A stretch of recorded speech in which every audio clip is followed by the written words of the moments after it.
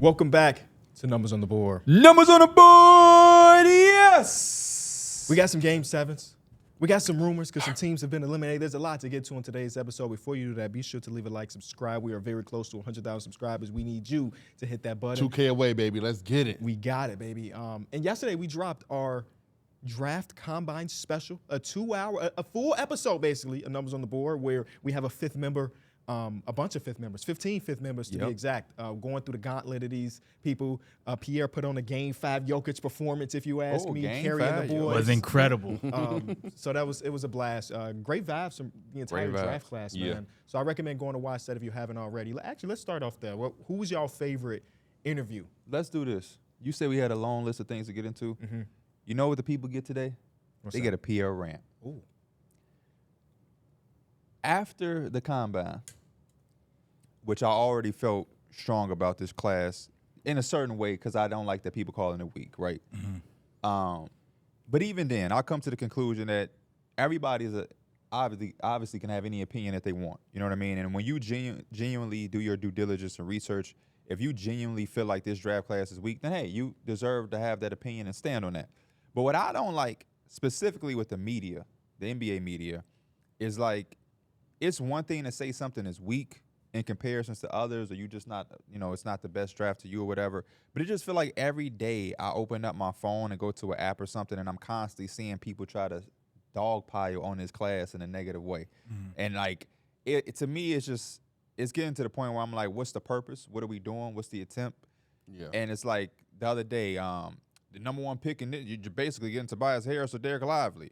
I wouldn't trade this. Some teams said they wouldn't trade this pick for the fifth starter on a really good team like Lou Dort. Traded for Lou Dort. So when I start hearing stuff like that, it's a little classless, a little tasteless, because at the end of the day, when you have the opportunity that we had to go sit with these guys, and it's a lot different than watching film and looking at 40-inch verticals on paper and different things like that. You reminded that these guys, a lot of them are 19-year-olds who are about to reach a level that they've worked their entire life to get, and to just see people write them off without them even having the opportunity. Everybody deserves at least a chance to do whatever they're trying to do before they get written off. And it's a little disheartening for me being in the media because we should know better. There's a lot of guys in the playoffs right now who we didn't know were going to be where they are.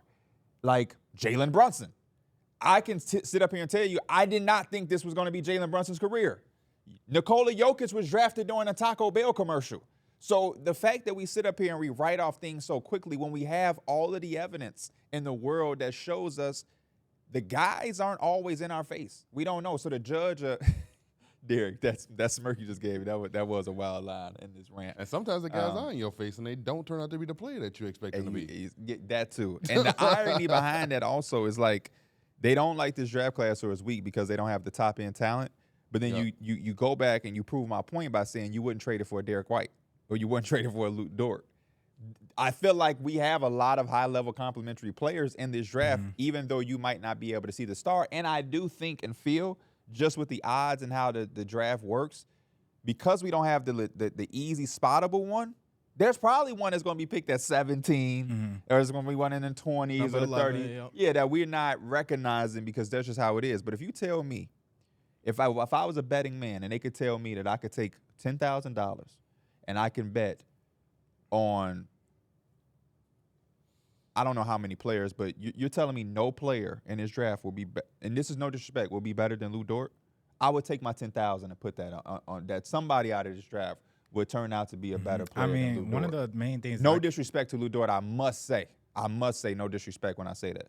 Yeah, you had mentioned just like the 19 part and like people be forgetting. I thought that a lot of them were like very mature with their answers, and they could have been political with it, but a lot of them were like, when I get to a team, like, I'm just going to do whatever the coach asks me to, whether it's defend, whether it's I need to shoot the ball, whether I need to play make. And the whole season long, you see people, man, like, we need better role players. We need people that's going to fit this criteria and do what we kind of need them versus people that's always trying to be that star. So we always say the league is majority role players. Definitely. And you're going to need those. And I felt like a lot of these guys can complement. And, again, these guys are super young, so it might not be year one. It might not be year two. But eventually these guys, they're going to find their way. Yeah, it's just weird. It's just weird to see people be so thirsty and quick to write off things and not even give somebody an opportunity or a chance, especially at 19. Yeah. A lot of the players we see and that we love, they weren't the player they turned out to be at 19. Kobe at 19 is not the Kobe we know and love. You know what I mean? Like, it's just, even Vic, what we saw of last year of Vic is not the Vic that we're going to be like, man, this is, you know? So it's just extremely weird. And I went back, and again, this is no shot at Bill Simmons or Ryan Russello or nothing like that, because a lot of those things came from the podcast, whatever they had. Because Bill Simmons has said some really great draft things in his career. I remember the whoa when Anthony Bennett got drafted. That was fun. And then he had another big hit. Damn it, who was it? I got to look. Go ahead, do your part. But in I'm sorry, the Luka one. When Luka ended up falling down the draft board, they were doing something at the Ringer like a live he said stream. Luka was going to be good. And he Trey was like, Young, there's Jackson. there's no way where Luka should be. And he going said Mo Bamba's going to be where he working was. here in 7 years. Did he say that? He did. Oh, so He did. Bill track record was like that. And the 2009 specific draft, there is a BS report of him and Chad Ford talking about the draft. And if I played that hour and so episode for y'all would laugh. Because they would 2009, who's number one in the draft? Blake Griffin. Okay, great. Got it. They're on that episode, and I listened to it this morning. They were on, and again, this is not a shot. We all miss and hit in the draft, but it just shows you why we should learn from the past. He was on there saying, this is the worst draft in 9 years. This draft is the worst since 2000. Well, I was about to say, worse than 9 years would have put it. Yeah. And it turns out, because when we really talk about bad draft class 2000, it's like that's the one. But even that produced a few all-stars. for sure. But I can understand that one though. And also hindsight, because Kenyon Martin was the shit coming out of that draft class. But they were saying like, yeah, here's one of the quotes. I wrote down some of the quotes. How do you explain Drew Holiday? Terrible year at UCLA. Drew Holiday they say is going to be one of the first point guards to get drafted in the top 10, averaging less than 10 points as a guard. And we see how he turned out. They were saying they can't make sense of or Chad Ford was saying he can't see how Drew Holiday, Brandon Jennings, and DeMar DeRozan are pros. Wow. Two of those ended up being all-stars. They're still in the league. Maybe even Hall of Fame cases. Yes. Depending on how the next couple of years go. Bill Simmons, DeRozan and Holiday, never when I watched them this past year screamed top 10 pick to me. Earl Clark is a top 5 talent in the draft. Oh, man. Bill Simmons, my favorite player in this draft is Eric Maynor. Shout out to VCU's very own. And I loved Eric Maynor, but never even back then did I think he was like my favorite player in that draft class. He went on that huge tourney run though. That was phenomenal. That was why. Yeah, and that's what draft stinks. Worst draft in 9 years, 5 good guys in this draft. And that draft turned out to have Steph Curry, Blake Griffin, James Harden, Ricky Rubio. We just did a TikTok, and that was one of the top 10 draft classes of all time in that TikTok. But even in some of the things he said in there, to give him his credit, and why I'm not taking no shots at him, he said he didn't like Hasheem to be at 2. He thought he would have been better being picked later. Even the Grizzlies was like, we messed up. He thought he 10 minutes and then later. he says like, yeah, I don't like him at 2. He'd probably be better with the Knicks at 8. But at least he said Well, they who y'all rarely. get, Jordan Hill. Yeah, we took Jordan Hill. They didn't really Jordan talk. Hill. Good head of hair. They didn't Not really great talk basketball about they didn't really talk about Harden, but here he loved Rubio, which a lot of people did at that I time. remember a lot of people loving Rubio. Here's even a thing he wrote like after the draft went through. He said the zombie Sonics take James Harden, and thank God I didn't want to turn on Seattle. I really didn't. He battled asthma since he was a child, Scott tells us. How does Rubio drop to 4? How? I feel like I'm going to pass out. I like Harden as a glue character guy, and he definitely has a good corn name. This is Gotcha. Oh, my God. That's crazy. But considering the zombies, he's referring to the Sonics as the zombies, which I find hilarious. And then they relocated a year later. Yeah, fleeing in a couple years. Wasn't in their interest to find him an unselfish guard who immensely fun to play with. So he didn't really like the Harden thing. He looked at Harden as like a glue guy. Rubio's a good one because Rubio was like a 5-year pro when he got drafted. Like he was just overseas playing great. I mean, ended up still having a really good NBA career, but not nearly as good as Steph Curry or James Harden. Right. DeMar DeRozan goes 9th to Toronto. That pick left me cold. Should I do my impression of Jay Billis if he were an American Idol judge reviewing an Adam Lambert performance? Nah, some other time. You know what's crazy? that's coming from Bill, or is that coming from Bill. This is all Bill. This is like the Bill is- article he wrote. Bill? Is great. Yes, with this. He's really like. He was ahead of his time with this shit. This article was written in 2009. This is what people are doing now on podcasts, and he was writing it. He's a podfather for a reason. Like, I don't agree with 95% of his takes, but I can't stop listening to his goddamn podcast. I can't. I don't know what it is about it. That's why I had to make it clear. This is not shots Yeah. at all. It's nothing but respect and love. I mean, I'm like trying to replicate some of the stuff that he did, right? With the ring, like leaving, I guess ESPN to start the Ringer and start his own media company. Like, he did a lot of cool stuff. But again, I don't agree with most of his takes. And in this don't article, have to. he said something that was wild, and he was like, "This is why they don't put me on live air shows." Yeah. Because I'm like, Atlanta takes Jeff Teague. But yeah, they were just saying a lot of different things that, like, in hindsight, It's it like the didn't turn draft- out. It was like, it's only like 2 or 3 quality guards in here. And it turned out they had 3 All-Stars. 3 MVPs or 2 MVPs. 2 MVPs, 3 All-Stars. And you could probably go through each and every one of those drafts and find a lot of those times where people are just miswriting players off, and they turn out really good or great. Going to my notes, I'm doing a video where I go through past NBA drafts, look at comps, and see who was right and who was wrong. Utah grabs my least favorite player in the draft. My last favorite player in the draft, Eric Maynor. Why do I love him? He's been handling a rock since he was probably 2.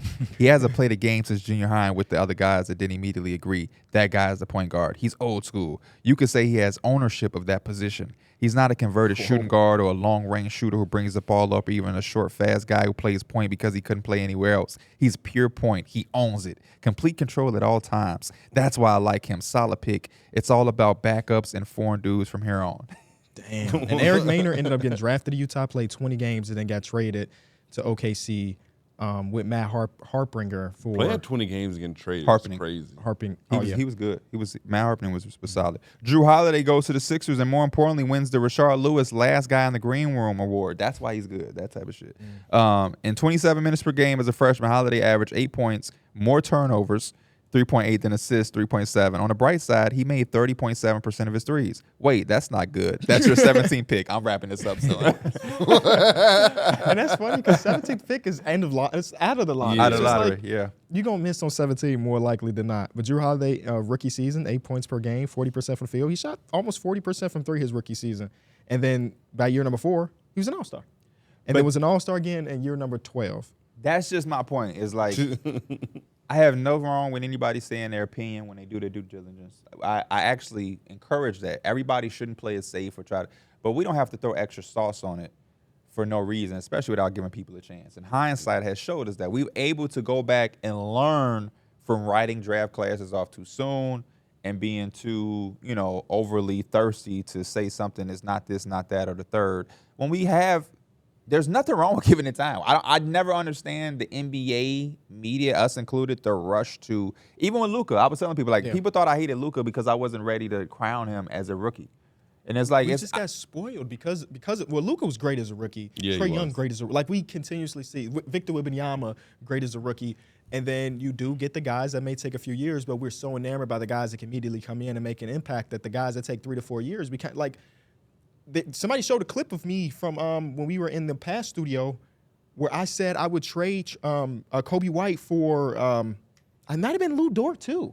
Like this is like 3 years ago. I do would remember already that. given up on Kobe Yeah, White I remember somewhat. that. I remember that time. Yeah, so like we just become enamored. We're like, man, if he don't immediately come in, especially from a guard position, which is one of the hardest ones to like transition, we're so quick to say. but at least he's I not could that. give you some type of credit because, not credit, but like defense because he at least had played. These Yeah. guys literally have not played it. We don't even know what team they're going to be on. You had a grasp of Kobe White already. And some of this shit with the draft, we should know by now. A lot of it is out of everything. Like it don't. A lot of this stuff is so like uncontrollable because like for instance, everybody know I'm a big Michael Beasley fan. I think it's no coincidence that his best year was in Minnesota and not Miami. But that's where he got drafted. So where you go, who's on the team, the ownership, the GM, the player Lakers, development coach. You had Byron Scott when y'all had D'Angelo Russell and Julius Randle. He had them come off the bench because he didn't like playing young players. That hinders you in your trajectory. PJ You know what I Washington, mean? good example. Charlotte, he had moments, Great and example. good Yeah. moments, but Malik Monk. Malik Monk, another one. Great Damn, example. just all Charlotte stuff. But his first couple years in Charlotte, he didn't defend anything, and now he's one of the most impactful defenders in the playoffs right now. It's just like he needed a shift. He needed to play with a good guard. Oh, sorry, LaMelo. Like a great guard, needed a good coach in Jayson Kidd, and now PJ Washington. You look at that trade that they made at the deadline. You're like, damn, that trade. There's no question about it at all because they're one game away from the conference finals, which is just a win. So, And everybody who writing them off, as soon as one of these guys pop off and be a star or something, they're gonna be trying to write articles that have them. who would y'all bet money on being that guy? Because again, at least three All-Stars coming from this draft, if history writes itself. Probably Alex R. I think he has a very high potential. I think Rob Dillingham. Do you think that they need one of the guards to stick around for that? Yeah. Okay. I mean, that's what my mindset would be if I'm bringing in a big like that. I think that opens up the door to you to ship Clint Capella out, bring him in. Poor Onyeka Okongwu. Yeah. He just can't keep a starting job, and it got nothing to do with him. He had a stretch where he could have showed that But he was better. He was starting. He was looking great, and then he was out for the season. He got injured. It's like, and now He they did about to get have a injured. first overall pick, and I guess they could play together, but He it did doesn't get like injured. Alex Sarr's jump shot's gonna be ready for the NBA to start off with. So they probably just starting a young dude over him. So free double O. That's all I got to say. Free You said double O. all I feel like stars. Mattis got that like ceiling or that high ceiling Modest. potential. Like a modest Oh, kid. Modest. My fault, Modest. I got you. I haven't seen any film on most of these players, so Yeah. it was strictly based on the For you, it was interviews. vibes. Yeah, it's based on the vibes, and I like the confidence of Modest as well. He kept it a buck. Where he was like, yeah, I mean, I had one bad shooting year, and now I'm not the first overall pick anymore. And it's like Because he was a consensus. I feel that because I remember when we were at Summer League last year, He was I didn't know signing much about him. autographs. And Yeah. but you were saying like that guy might go number one. Yeah. I'm like, oh snap! And then I'm seeing him at mocks as high as 5 and as low as like 11.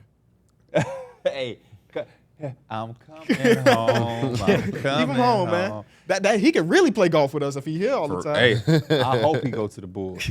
Him and Javon, I ain't gonna miss no. Well, I don't know what y'all gonna do. Y'all might trade the whole roster if y'all take. Well, knowing Modest. our guys, But that's a guy I'm interested in. get some free. You dig? They said the aura of Rob Dillingham was oozing through the video. I just seen that. You gonna like, get that when they come sit with us. I just seen that they were like, if Anthony Edwards and Shea made the conference finals, it's gonna be called like the Aura Bowl, and I'm just like, y'all gotta stop with this Aura stuff. It's actually I lived like on that a lot question, longer though. You than said I thought. somebody's gonna be. There's gonna be some all stars in here. And it could be some dudes we only got to 15 out of the 60 or 58 people that's gonna get I drafted. think I like what Derek said. I think Rob Dillingham, if he goes to the right situation, I think he is like the big swing guy in here, where he could be like a 6-man of the year guy, or if he goes to like Washington and he gets the keys and learn early and they let him go, he might can turn it. He might can, get in his bag early. What about Cody Williams? I think Cody Williams is going to be a really good player. I think he can be an all-star. Yeah. But I'm thinking of guys that are like with the extreme upside, and Cody Williams does have upside. I would bet on Cody Williams just because I just love the all-aroundness to his game. Yeah. And I think when he gets to the NBA, he's going to be able to really dive in on certain specific aspects of his game. I didn't like big update. all of the injuries he had. Sources is from Woj, ESPN himself. Wes Unseld Jr. agreed to join the Chicago Bulls as Billy Donovan's top assistant. Unseld Jr. spent the last 2+ seasons as the Washington Wizards head coach Okay, and was for 6 years, a part of Mike Malone's Denver staff, look at y'all. Okay. Got a new job. assistant in the building. which is basically going to be the guy that's going to be our head coach by the halfway through the season because they're going to fire Billy. I also like to read Shepard too. I know it's like a couple teams that could be using a point guard in that lottery, so he could be looking good. I like Modest, Donovan Klingen, who we didn't get to speak to. Yeah. Just because of the size and what he can do defensively. Strictly based on interviews. If I didn't know what anybody was projecting. Just on interviews, Jared McCain, which I think was skill and talent too. It just depends. Let's have this conversation after we figure out what team they go to. Okay. But on my personal for off sure. the interviews, Day'Ron Holmes came in. He's about to bite yeah. the throat out of his opponent. Day'Ron And I know he's Holmes, yeah. projected late first rounder, I guess, so I don't know if that's even realistic. But if I didn't know anything and it was like just based on the interviews, that's a guy I would want to draft. Based Isn't on he the the end. one that I asked when I asked him what do you like to do outside of basketball, and he was like, my life revolves around basketball. Yeah. It never stops. And like he seemed like he's like locked in on like this is something that he wants to really take off, man. My interview guy, my dog, Jalen Tyson. Oh, Jalen Tyson was good. Yeah, he was. Jalen Tyson. He dapped us up at the when we was waiting on the Yes, he when we was did. waiting to leave. Jalen Tyson. He hit me up on Instagram. Shout out to the guy. Yeah, same. Who was it? He Ryan, looked Ryan Dunn. We didn't catch on camera, but I think you referenced it once we got there. That he came in. It was like, I love this podcast. Which Most humble. Yeah. Most humble thing I've seen somebody say, and this is why I say it's different than when you just look at a mock on paper and you meet these guys. This man is about to be a multi-millionaire in 30-some days.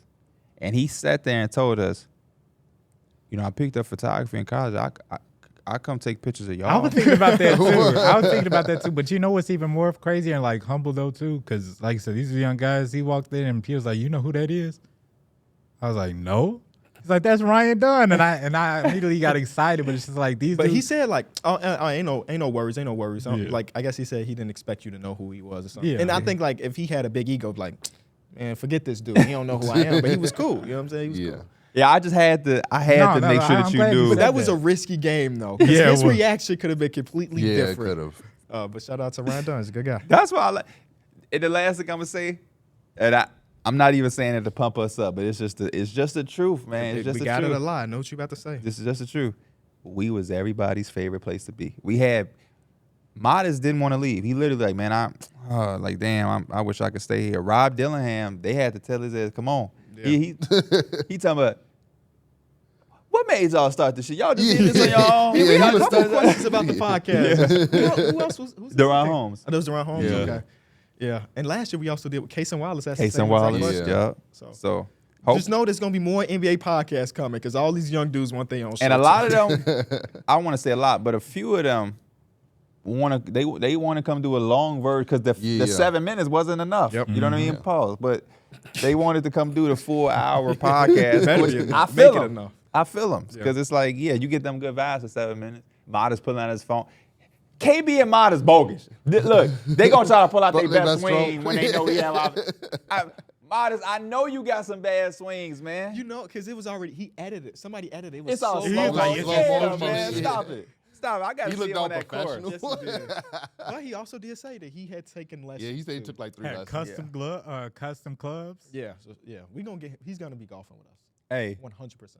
If he's there at 11, he gets drafted. He's going to golf with us often. my swing, I'm not here to tell anybody got the best swing. I'll just go off the results. I be keeping up. That'd be my thing. Yeah, yesterday was an awful I ain't far behind. You know what I'm saying? I may not win, we be going, but they ain't all up there, and I'm all back here. Wait, y'all went to tea time yesterday?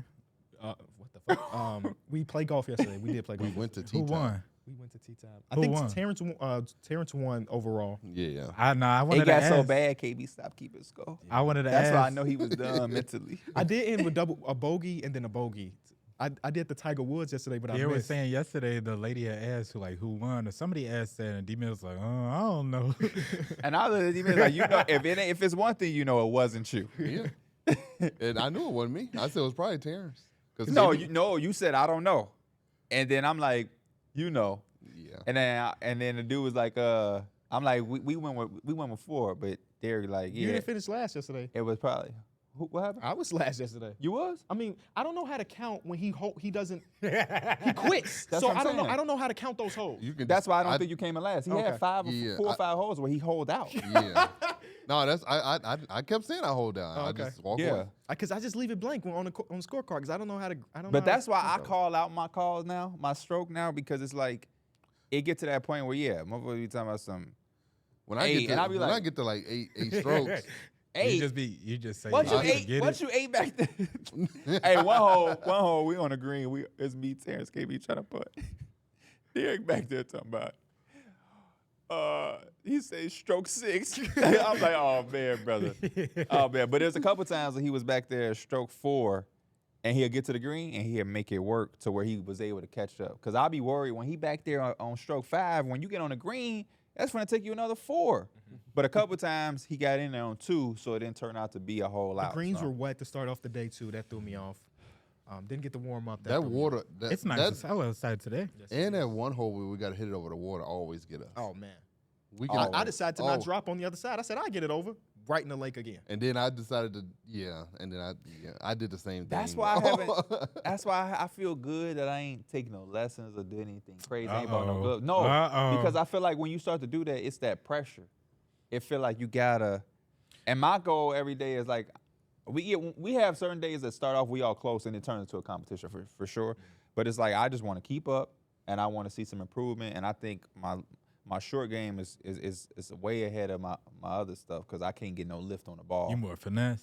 But cool. I mean, yeah, but at the same the time, way you just mimicked a golf swing scares me, dude. at the same time, I'm not consistent there either. So I'm not hyping myself up as a golfer. But I feel like I'm able to go and just do me because I ain't. And I feel like yesterday KB was blue, rightfully so. Yeah. But I know he was fly as hell. I'm like, oh, KB got that shit on. Shout out to my sponsor Wilson. He finna go crazy. Started off shaky. He did his little routine and all of that. And one time I'm thinking he finna kill this ball.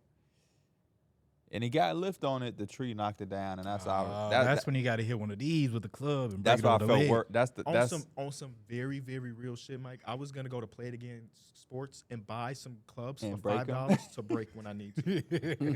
Very real shit. Very real shit. Then it was one where he hit it, and it went into the one by the street, but it's in the corner, and it yeah. seemed like he couldn't find it. Yeah, I found it. I actually made then he double actually bogey on that hole. Didn't you try to hit it out the corner and then went into the water. Yes, it did. Yeah. That's when I was like, man. And that's not even water. That's a bunker. Yeah, it was a But it was bunker just that full of rained water. down. Hey, Derrick be fake hating. I feel like I should win every time. He be I be what? fake hating? He be fake hating. What? No, I don't. I hit my ball once, Mike, and it kind of rolled. And KB was like, no, I think it's good. Derrick's like, no, because you got to think it's a hill, so it's definitely in the water. It's definitely in the water. His ball was in the water. And I was like, he is hating. Yeah, and I went over there, and it was not in the water like KB said. But his ass, Remember what I just told you about assuming? it seemed, when he said it seemed like he wanted my ball to be in the water. Because I think his had went in the water or somewhere crazy. And KB like, no, I think you good. I think it stayed there. I think it. And he's like, no, because it's a hill, so it's gonna go down. And so it's definitely in the water. And I'm like, oh, that's what we are. And when we went to the simulator, he told Terrence, and you ain't got no more mulligans. It was like a pressure shot or something where Terrence had to do something. He's like, and you ain't got no more mulligans. And I'm like, you be hating, you fake hating. The next time we play, we got to play a 2-man scramble.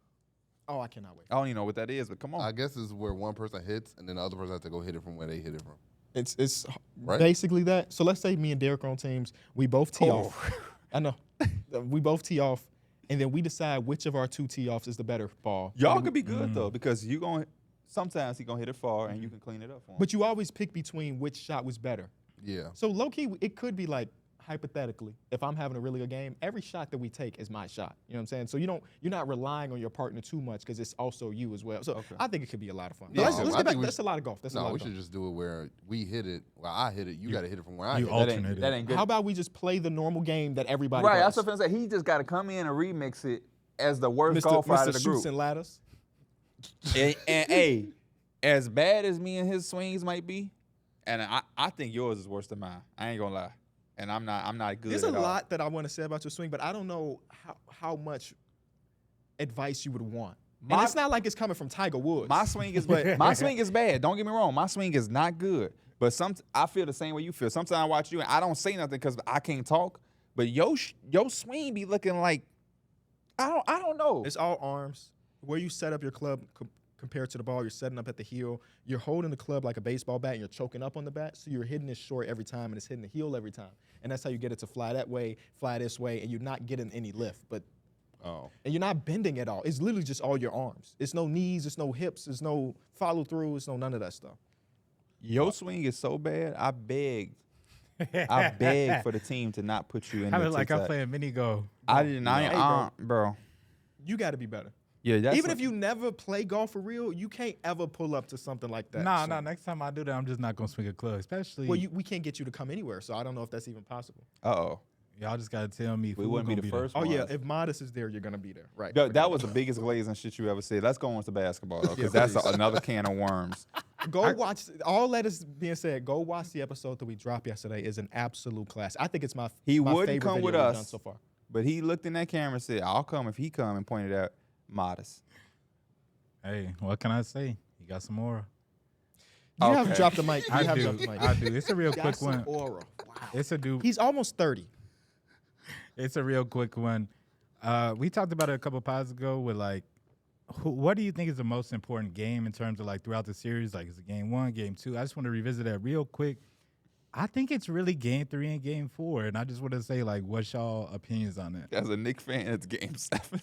I mean, game 7, no, game 7 is still unanimous, but I think before I was saying like game 1, game 1 is just it's so many more games left and so much time left.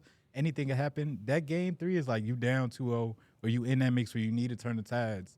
And then same thing with game 4. Yeah. It's like you could be down and it could be 2-2, or you could tie it up, or you could be down 3-1. I could agree with you on game 3 because if the Timberwolves won game 3, they're up 3-0. Yeah. Yeah. So And the series is over right now, if that's the case. yeah, I mean, I for still me- feel game 5, man. Yeah. Game For 5. me, for the road team, being able to steal game 1 is so important because you can really catch the home team off guard a little bit in that game. I feel like that's the one game where they're kind of vulnerable. If you are on the road, you can definitely get game 1, split that because they're probably going to be much more prepared for you in game 2. Then you're going to go back home with a little bit of momentum because you already did what you were supposed to do. And then you got those 2 games at home where you're comfortable. That game 1 to me is just like, It's a trap game. yeah. I mean, even if you come out and you're the underdog and you beat that team, that don't guarantee nothing. Like, that don't put you in no real. I mean, you did win that game 1. shit. If my team can win the first one on the road, give me that. Yeah, No yeah. win is a guarantee, but if you can go out, that's a big stake. That put all of the pressure on them So now have to go to your win, building. to go in your building. But then they also have to make sure they win game 2, because if they Yes. go down 0-2 and play on the road, every team ain't gonna be like Denver that can go win 2 games on the road. So yeah, that game 1 is a lot more important than you think. Game 1, the winner of game 1 wins the series 78% of the time. Oh, wow. Just pretty damn high. Well, yeah, I mean, that stat is a little skewed because there's also a lot of 1-8 matchups in there. So, Yep. obviously, yeah, I would love to see it with the other, like the 4-5 matchups or like Right. the 3-6. Like, those matchups are the ones that really like matter the most for that stat at least. Let's get into the actual basketball. I think we should start off with these game 7 predictions because that is tomorrow. For sure. Where we see Minnesota versus Denver and New York versus Indiana. Let's start off with the Western Conference one. Game number 6. I've never seen a team punch back that hard, man. Oh, man, they punch hard. That They w- kept punching. The first 2 minutes, it looked like Denver's game. Just 2-minute stretch, timeout from Coach Mike Honori / whoever's coaching over there. I mean, Jokic even said himself. He said we was up 9-2. Wasn't looking their way. And then a 20-0 run at one point, Yeah. and they never, ever look back. And part of me watching this game was like, this first quarter, second quarter, Denver's got a run in them. They never really did. It's really foot to throat the entire time. And now we got a game 7. I honestly think it's a coin flip, man. The way the series has gone, even though it's been a game 7 and it's had its moments, none of these games have been ultra competitive. Like, Yeah. we'll see, like, Jokic's game 5 was one of the best playoff performances of his career, if not the best playoff performance of his career.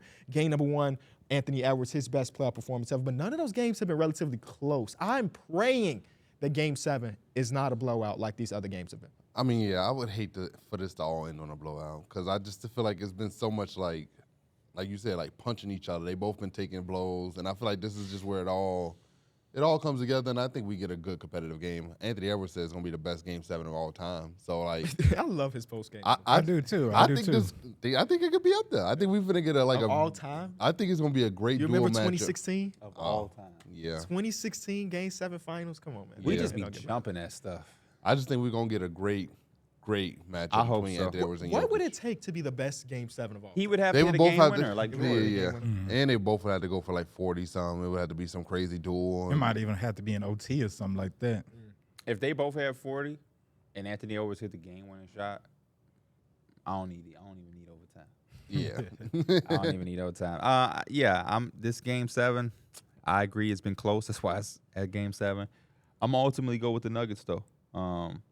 The Nuggets have found a way to constantly bounce back, and I think they know exactly what to I just do, think what they need to do. Timberwolves have been very impressive with being able to defend Jamal Murray.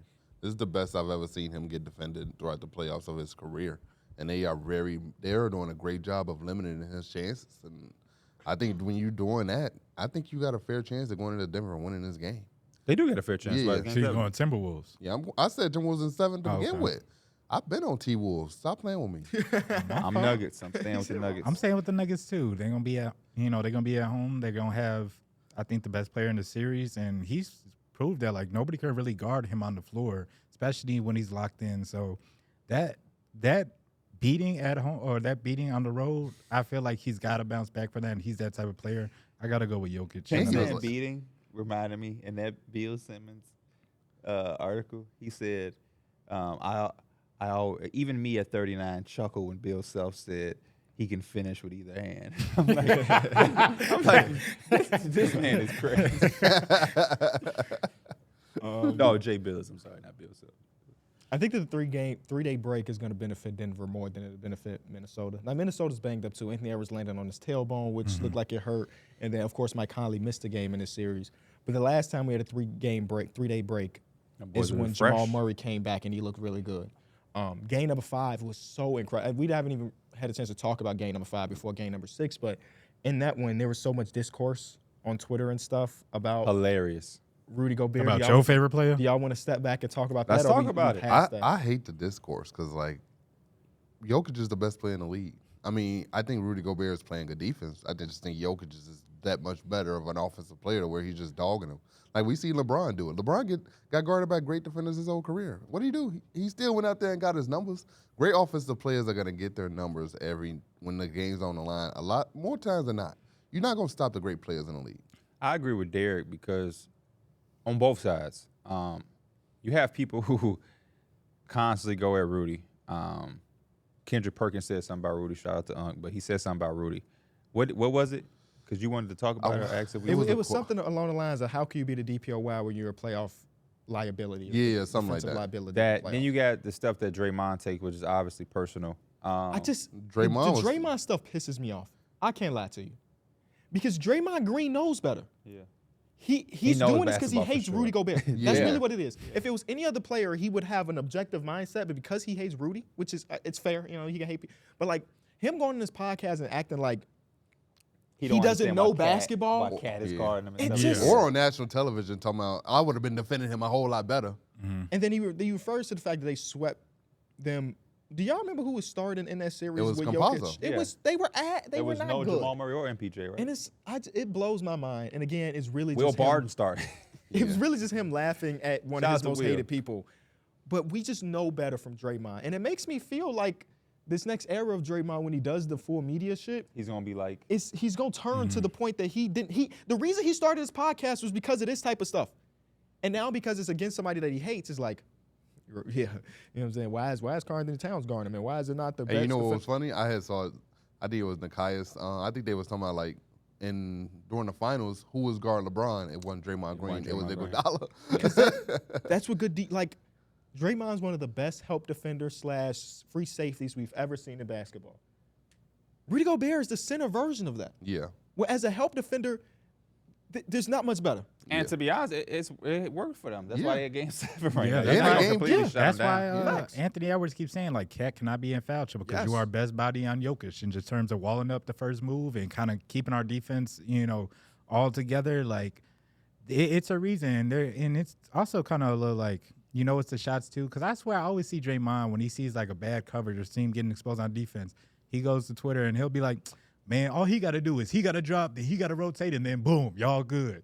This one, it just felt like a little bit of It's hate, just but different, yeah. it was a little funny though. No, it was fun. Like, It I was will give him hilarious. that. I will It was give him that. hilarious. That was a bar. I don't like it because then what that does is it puts these Timberwolves and Rudy Gobert fans Yeah. in this sensitive mode. Yeah, So you then see- you have somebody like me who's just in the middle and just enjoying basketball, and then they act like I'm saying something crazy. All I said was barbecue chicken, Which it was. But- Which it and- was. and you It know was. what's and I'm so just saying crazy? as a basketball fan. And when Rudy and them did their thing in Game 1, he wasn't in Game 2. We came on here and we gave them credit. I give credit where credit is due. When he is stopping Rudy, when not stopping, but when they're limiting, when they was winning, I gave all the credit in the world to the Timberwolves. Yeah. I don't care who you are. If you getting barbecue chicken, then you getting barbecue chicken. It don't matter. And then you get all these people, man, but y'all want to say that about Anthony Davis. Well, I didn't say that about Anthony Davis because Anthony Davis, he can't stop Jokic, but he can't go back and say, you can't stop me either. And I- Somebody that averaged 25 and 18 or 28 and 15 is better negating it if you can't stop him.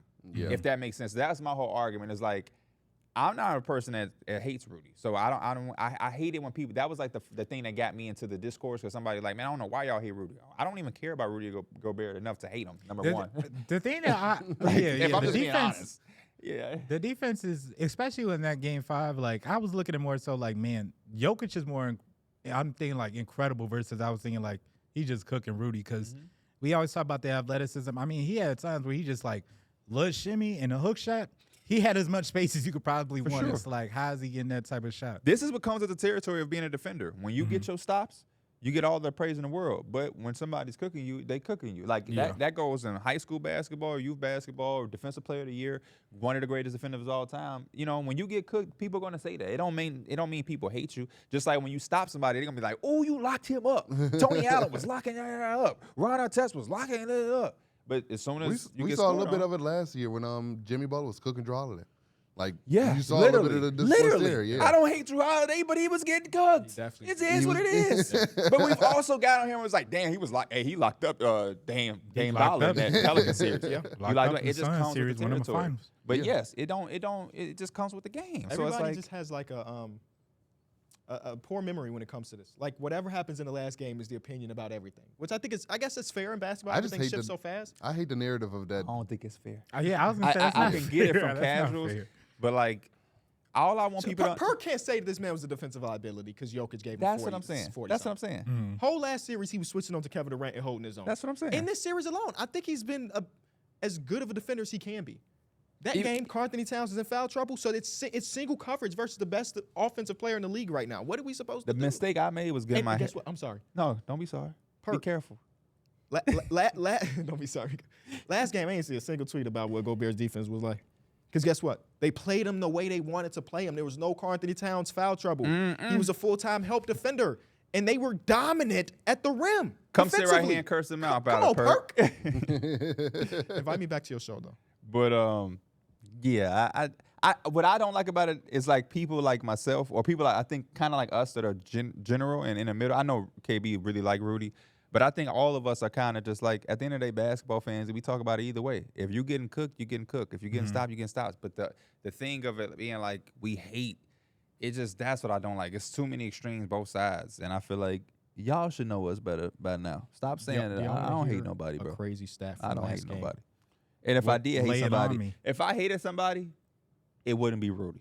That's like, it's just like, I promise you it would not be Rudy. And he do get his moments. Well, I understand. I love Rudy because I'm so I be laughing at indifferent. him. I when just he don't is really that he care. be offensive soft play. sometimes with the ball. sometimes. Cool. But that's it. Everything else I'm You know what's fine crazy? with. That don't make me hate him. That still don't make me hate him. No. So it's like, I don't. The crazy thing about that game, offensively, he had his best game, maybe of his, not of his playoff life, but of this run so far. He was 7 for 7 from the field. He was doing everything. In the last game, the one that the Minnesota Timberwolves just dominated, 15% of the shots that the Denver Nuggets had taken had been at the rim. That is the lowest. That is the lowest of their tenure with Jamal Murray and Nikola Jokic together. 15% of the shots at the rim. That's good So stuff. that means that That's that great they stuff. scheme worked. It's working. It's got need to work one more game. Yeah, One more. one more game. But even with that said, I think I'm taking Denver. It was just my original pick to start the series, Denver in 7. Standing on business. Just gonna stand on it. Hey, Either way, I'm happy. Do y'all feel like this is the actual conference finals, that whoever wins this is gonna be OKC or Denver or Dallas? Probably, but then I look at Luka and Kyrie and what they Talk doing. about it. It's like, I don't think it's as clear cut as we think it is, because Luka and Kyrie and them have been balling. And Luka and Kyrie ain't even doing too much yet. Yeah. I mean, don't get me wrong, Luka was phenomenal. Luka and them need this game. They need to come out, take care of business tonight. Do what my Knicks and should have then- did. And then get that rest. Let Luka recover, because then he probably gonna have like a week off, right? I don't know if it's gonna be that because long, bro. no, it wouldn't be. It would be a couple days really. But you know what? Let's put a pin in it. Yeah. We'll come back to this series after we hear from our sponsor. Our sponsor gonna be coming up right now. Why should you bet with Caesars Sportsbook? 2 words, Caesars Rewards. Every bet brings you closer to the type of benefits only Caesars can offer. Hotel stays, VIP experiences, sports and concert tickets, and more. It's not just an app, it's an empire. So game 1 of the Western Conference Finals is Wednesday. So if Okay. they win today, that gives them 1, 2, 3 days off Okay. before they go against whoever is You coming out. gotta of the take West. what you can get, man. Yeah. Because you don't want to go and have to play that game 7. And then 2 days Then- later, get game 1 again. Yes, No that's- time to prep, no rest, no nothing. But at least the other team was playing Game 7 too. yeah. True.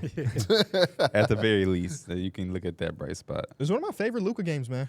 Yeah. Did not talk to the referee Especially, at all. I love the fact that he bounced back. Let's not say at all, but yeah, not as much. Yeah, he threw a few compared words. to the first couple games, it was night and day. I think that was kind of expected. I think Luka does this, where like if he does have an off night, I don't think you're gonna see back-to-back off nights from Luka. Luka's gonna bounce back, and especially when it comes playoff time. That game, game 5, it was awful.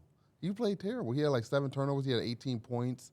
He didn't look like himself. He looked slow. And then in this game, he looked locked in. He looked engaged. He was doing all the right things. He was shooting the ball well. Like I felt like you got a really good complete game from Luka in this one.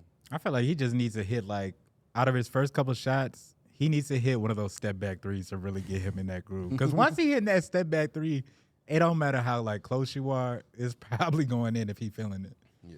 And I just think they've done a good job on J-Dub this entire series. So, and without J-Dub's other being that second punch next to Shea, when you look at the roster, where the hell else they gonna get that extra punch on the offensive side of the ball? It's gonna be kind of hard. My same point to the last conversation we had. It's time to have this conversation about J-Dub. I almost quoted him like, bro, he's 12. He's 12 years old. Like, There's no need to have a his first conversation playoff about like, what are we talking about, bro? It ain't no need to have. Bro. There's no need to have a conversation about it. Bro.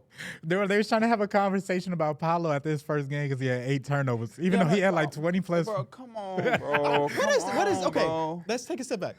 What is the conversation though? Let's play their mindset. They gonna say he's What is not it? as good as people was talking about. It has to be, right? That That would has have to be the conversation. That would have to be the only conversation. Come on, bro, To me, I'm really? crediting Dallas's defense. That's what I'm Not saying. even. Yeah. It's just the first playoff. I mean, yeah, you have to. But it's the you first. have It's the to. first postseason. Dallas is This doing is a why great we job talked about. defensively. We literally talked about OKC all season for this Yes. because they're young and inexperienced, and they still right here even with Yes, the. they right here. So J-Dub will come out and have an amazing game tonight, and it all can get washed away a little bit. But the way Dallas has been defending this series, it's going to be kind of tough. I want to say that, like, we probably, depending on how far they go and if they even can win a championship, you got to look at the trades they made and be like, those were very impactful in terms of what they did to your team. yeah, PJ 'Cause that, Washington like- is incredible. Oh, Yeah, PJ Washington. PJ Washington. Derrick Jones Jr. signing is man.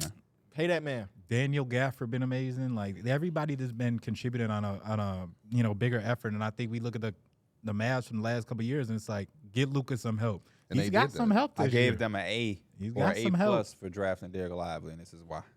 Guys able to come in as a rookie and fit exactly what they needed. It was great because I remember a lot of people just really upset with him. You gonna tank your entire season. You gonna miss the playoffs for the 10th overall pick or what? Was it 10th, 11th? Yep, 10. And Derek Lively's like, Or was it perfect 11? for what Case they of, want. who knows? It's right there. One right of those, and he's been perfect for exactly what they want. And I think he's been playing better than Daniel Gafford for the entirety of this series, which is dope. I mean, we're talking about a rookie. I mean, one of the games that they won, they were intentionally fouling him. He missed the first 3 free throws and then hit the next 4 in a clutch moment. Like, that is huge. And the way they've been defended, like, one of my questions to y'all in a minute is, like, hypothetically, if OKC loses this game tonight, what does their offseason look like?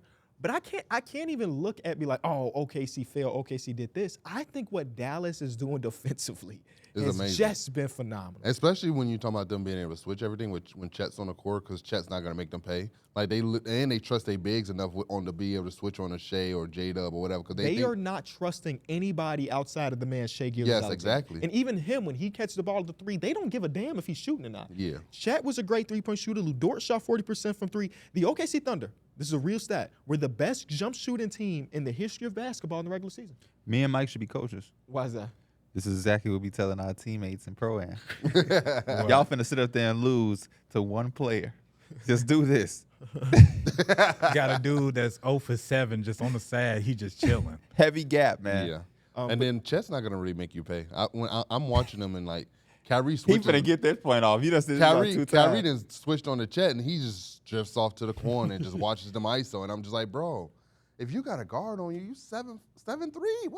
What are you doing? Why are you not being aggressive and asking for the ball? You can't. There's just certain things that It's as a never big been you him. gotta be able to do. You gotta punish the team for having smaller guys on you. And if they comfortable doing that, you give the defense such a big advantage. I don't know the stats with him as a post player, but I remember when Rick Carlisle had Porzingis. Porzingis was one of the statistically worst post-up players in basketball, and we asked the same thing. You're 7'3", you got a guard on you. And Rick Carlisle came to the podium and was like, that's not a good shot for us. I don't know if that's the case for Chet. Yeah. I don't know the numbers. Yeah, I don't but maybe know. that is the case. I don't know. And Porzingis, wouldn't he talk to J.D. Redick and said, that's what they told me to do? Yeah. But now he's for the regular season, he was the best post-up player. But then you saw him going to Salahiro and he was getting taking it as locked. And he's not playing the first couple games of the Eastern Conference No, Finals. he's But, out. yeah, I want to take a step back and talk about the jump shooting He's because not out of the Eastern Conference Finals. he's out for the first couple at Oh, least. I They're just thought not he was out. optimistic that he'll play the first couple. They were the best jump shooting team in the history of basketball. And when that started off the season, I remember a video I did in December where I was talking about OKC. And I said in that video, this feels unrealistic to think they can do it for 82 games. And they did. They were the best. But now, it's not falling the way it was the entire year. So now you have to try to figure out if you're Shea or you're this guy, what do we do if our pull-up jump shots from J-Dub, who's the best in the league at it, are not falling? What do we do if all of these teams are showing 3 different sets of eyes on me, Shea Gilgeous-Alexander, when in my corner, one of our greatest three-point shooters, Isaiah Joe, shoots 1 for 7? Like, what do we do from this aspect? Yeah, they started him to try to replace Giddey's like a shooting, and he wasn't giving them shit either. And Jason Kidd has been just like, let Lu Dort shoot, let Chet shoot, hell, let J-Dub shoot, and we're going to pack the paint because we know Shea can get 2 feet in the paint anytime he wants to.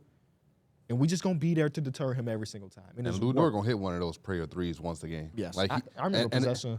He got 3 back-to-back shots. He hit the third one, but I was thinking like the amount of pressure on that third offensive rebound miss is crazy. Yeah, I mean, hearing all that too, again, I just kind of like emphasize the youth that they have, and I think that it's important just going through this whole experience and kind of figuring out, because I think you can kind of like understand the regular season versus the playoffs. They're just kind of like 2 different monsters. You know, you can throw a lot of things that happen in the regular season kind of out the window, but to get this experience, because, I mean, this team, for the most part, the core is going to remain the same. I think that, like, seeing these barriers and seeing the wall that you kind of have to go through, it helps you in the long run. So even if they pull this out or don't pull it out, I feel like I'm glad that they kind of went through this. I think it's going to make them better in the long run. Yeah, I mean, also one of the things that the interior presence, like, the Dallas Mavericks are just dominating the paint. They're feasting at the rim, and that lack of size is really, you're seeing it being right there in your face. Like, it's just there. They can't get rebounds. They get dominated on the boards. Luka's just getting right to the rim. Like, it's no rim presence. There's so many lobs just being thrown, and it's just like they just out there having fun with it. Also, sometimes they get in like a little bit of early foul trouble, and they can't sometimes play it as aggressive as they want to. I think you got to go out in the offseason, and you got to think about ways that you can get somebody who can be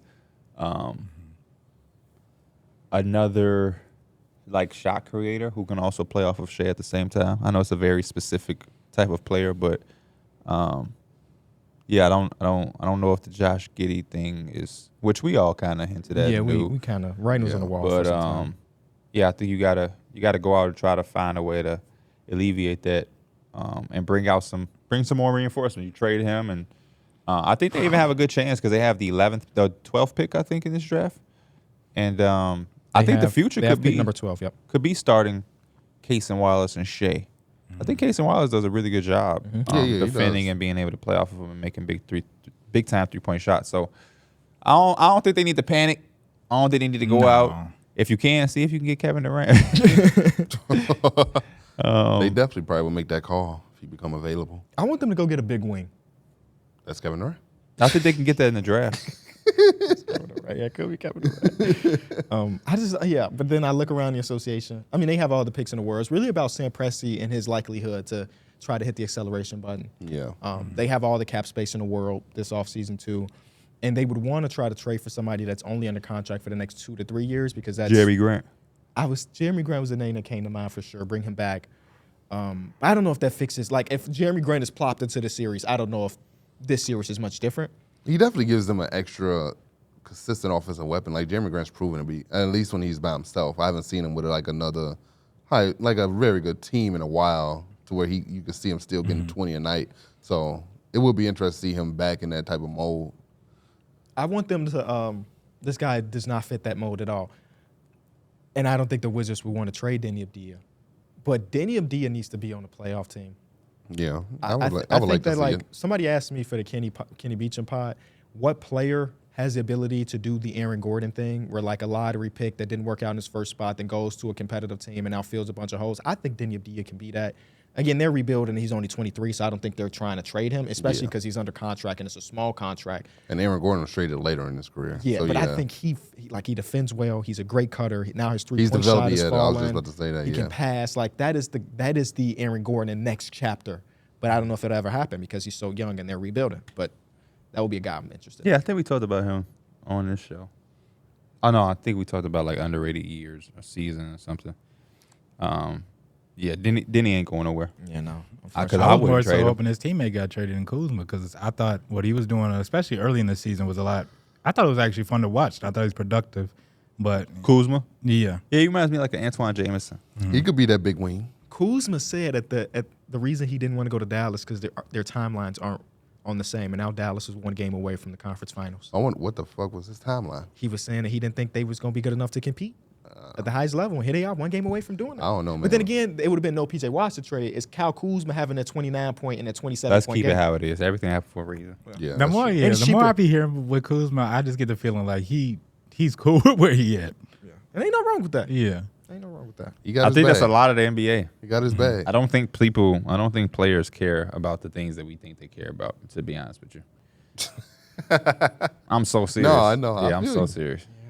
DeMar's coming back. I know. See, Wait, what just literally- happened? That's where I got that from. When I seen that Oh. report, I'm like, everybody like, I'm like, DeMar DeRozan is probably chilling, having fun, enjoying. He probably really does like the city of Chicago. He said he just wanted to go to a place where he's wanted, and you know the Bulls love him. So boom, I'm gonna stay. Everybody else look at it like, man, you could go here, you can win there. It's like, hey, I'm having fun, I'm cool. It's okay. He said he still never closed the door of playing back home now. He said he still love the opportunity to. I think that's a political answer, just in case. What if you said, "Nah, I'm good," and then the Bulls don't want him no more? No, he was talking about well, yeah, that's right. But if y'all want him, let us know. Y'all number one target is Donovan Mitchell. Let's talk about that. Let's talk about let's finish and talk about your Knicks going into a game 7 as well. Thought I could Euro step this conversation. Game 6 was another one of them Indiana Pacers Avalanche home games where they just come out guns blazing. Josh Hart also gets injured in Let's this talk one. to It's him for a just second. What's up? How did you feel about the game before that? My Knicks don't have enough convincingly wins. How they answered. There you go. How you feel now? Hey, these teams have taken. They did a similar thing at least in these last 3 games, similar to the Minnesota Timberwolves, where they just blowing each other out. But Like, I want to specifically stay at the point you said. You said we don't do this. All of our games been close. We gave you one. How you feel now? I felt good, but then y'all came out and got your ass blown out again. For sure, So- but that's a separate that's a separate conversation. y'all did it. But then, Okay. What How y'all, did it- gonna- how what does y'all, that- how how y'all did- gonna bounce back now? How does it make you feel? The only thing, listen, Because y'all ain't got no. Y'all potentially might not have no heart. they gonna have at least one heart. Isaiah. this is Oh. this is the thing I'm gonna say to people like you. I'm not gonna feel no way, man. I want us to win, but if the only thing that can beat us is injuries, then what can I do? Yeah, the Pacers have gotten so lucky. A lot of people, anybody with common sense is gonna look at this series and be like, yeah. I mean, you we're know, gonna win. We're still gonna win. No, I'm gonna hate. I gotta be a hater. We're still gonna win. But I've even seen, without Josh Hart, I don't know. I've even seen Pacer fans be like, yeah, man, we catching a break. You know what I mean? Because it's just what it is. But yeah, no, they definitely catching big breaks. They So, had no Giannis and Dame in the I'm first not gonna round. be that fan that's Well, a sit little bit here of Dame. and act like I'm just. Only thing I pray, let's say they go into Madison Square Garden, they win. No Josh Hart, whatever, no OG, no Julius Randle, no Bogey, no blah, blah, blah. And then they get destroyed by the Celtics. But then again, they just got the injury luck in their hand. Jason Tatum sprains an ankle, and knock on wood. Boy, what the hell are you talking? Knock on wood. I would pray that their front office doesn't think that like they're one of the We're top one teams. piece away. Yeah. Like I feel like that's just gonna set It's them fool's up for gold. it. Yes, Like the Hawks did. like the Hawks did just 3-4 years ago. I just pray. There's a But few that times in comes history from that has happened. that comes from the media. Man, they went on the Eastern Conference Finals. They gotta. I don't know. I look at this as like one of those Mickey Mouse runs. Anytime somebody says the word Mickey, I just laugh. Dame got But one of yeah, those the too. injuries is definitely like It's a Mickey Mouse run for who? The Pacers. Oh, okay. I'm about to say what we do. Oh no, Yeah. not y'all. the mean, Knicks the been Pacers- battling uphill. The Pacers, they can only play who in front of them. Yeah. But I'm just making a case that like I'm not going. Nobody gonna be able to talk shit. You know how your team lose and people go on Twitter like, hey man, it won't work on me because I'm gonna say we lost the injuries. Yeah. What the hell? Yeah, cause you really just we really fumbled or something. Like, oh my gosh, yeah. I just don't look at the NBA landscape right now and think any team could have as many significant injuries that we have and they would still be around right now. Yeah. I don't think OKC could be where they are if they lost J-Dub and then lost Isaiah Joe and then lost Lou Dort. I don't think they would be where they are. I don't think The Imagine a team Nuggets without Dort, they would get cooked. The Nuggets could lose Jamal Murray, then KCP, and then whoever's the first guy off their bench or whatever. I don't, the Celtics, if they lost Brown, Porzingis, and Darrick White, are they there? You do got a point. Like I say, they do. The Knicks just do all the little things. The I know little damn scrappy sure things. if the Pacers ain't had Siakam, TJ McConnell, and Neesmith. Shout out to TJ McConnell, man. Shout Yeah, out to shout out to TJ TJ McConnell, McConnell. man. Shout What a out to fun him. watch, man. I've To been see a giving him dude praise all year. 6 foot tall to just What college you went to? Not just Arizona. playing. Oh, that boy locked in. What? talking about what? Like Right, you like do you this. just know every. I'm proud of you. That's what. I do this shit. Stop playing with me. What college Aaron Neesmith went to? I forgot. He said he licked his lips. What college Anthony Simons went to? He didn't go to college. My boy. Where did he go? I actually don't know where he. I don't know. When I looked it up before, it doesn't really say where. AMG. Oh. IMG. AMG AMG is a is a car. B. IMG He Academy. went to the Mercedes dealership. Since you do, come on, let's keep, we gonna keep doing a few. Look, you set yourself. He smacked his lips on that. Look, Mike, quiet. Don't do I it ain't this gonna I way. would say you could Isaiah phone a Joe. friend if I knew it. I actually don't know Isaiah Joe. D'Angelo Russell, Oh, Ohio State. Austin Reeves. Ooh. Nebraska. You could phone a friend if you need Good to. stuff, boy. You could I'm phone a wrong. friend You if you right. need to. No. Anthony Mike Davis. thirsty to get his Austin Reeves He's guess. Kentucky. But Austin Reeves is hard. Do y'all Oklahoma. know Austin Oklahoma. Reeves? Oh, he went to Oklahoma? Okay. Let me think a couple more for you. I'm trying to CJ McCollum. Oh, Lehigh. Okay. Chris I- Middleton. Texas. Oh no, he went to Texas A&M. Boom. Okay. So Drew Holiday. this was mentioned earlier in the podcast, by the way. Yeah, that's what. He went to didn't he go to UConn? Nope. Same place as Kyle Anderson. Same That'll place. help him. Same place as UCLA. Yeah, UCLA. Yeah, he did go. to UCLA. Nas Reed. I actually don't know Nas. Same place What? as Shaquille O'Neal. Oh, he went. Oh, he did go to LSU. Yeah, LSU. Yeah. You did good though. You did good. Yeah, that game 7's gonna be good regardless. I pray. Who you got? Pacers.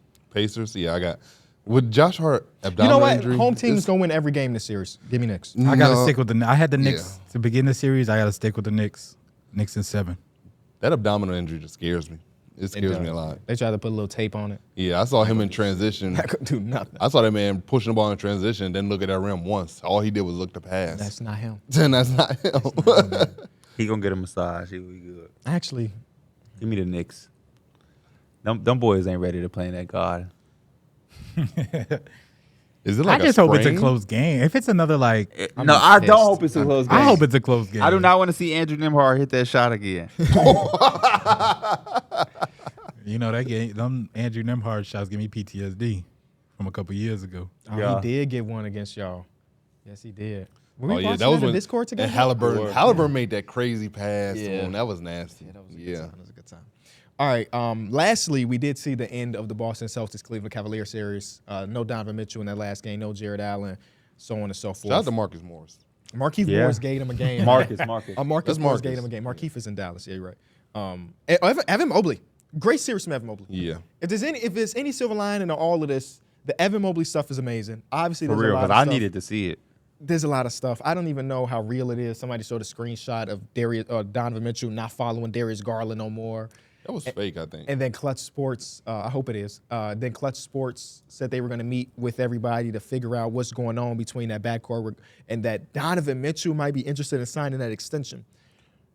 This is what I will say.